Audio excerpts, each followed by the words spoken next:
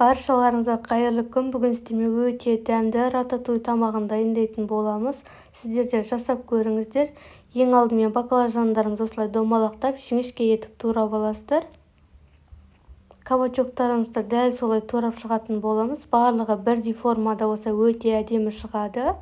Келесі кезекте қызанақтарымызды турап алатын боламыз. Енді фаршымызға тұз, қара бұрыш салып, котлет дайындайтын боламыз. Котлет қосу, қоспа өз еркілеріңізде. Қоссаңыздар өте дәмді, тойымды тамақ шығады. Осылай барлығын домалақтап, котлетімізді дайындап алатын боламыз. Енді келесі кезекте подлив дайындайтын боламыз. Осылай пиязымызды майдалап, төрт-бұрышты етіп турап алатын боласыздар.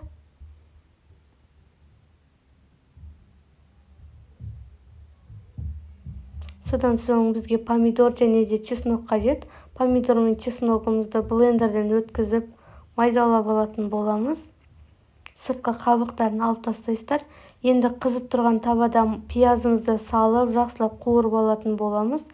Содан соң помидорымызды, чесногымызды салып, осылай тағы да қуырып алатын боламыз. Өте дәмді шығады.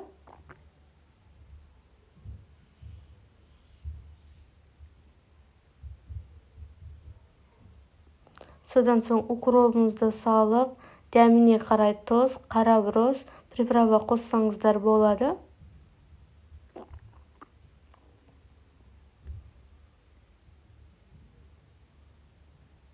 Біздің подливіміз дайын. Тамағымызды ары қарай жалғастыратын боламыз. Енді әсел пешімізге пісіретін боламыз. Осылай подливімізді құйып, тегістеп шығатын боламыз.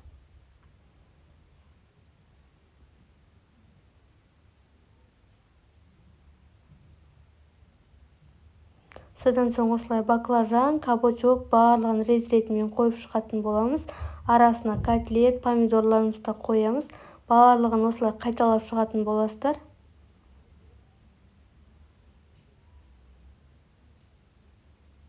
Өте дәмді, майсыз, жеңіл тамақ шығады. Бұл тағам әрі өте пайдалы. Осылай үстінен қара бұрыш және де тұз сеуіп шығасыздар аздаған.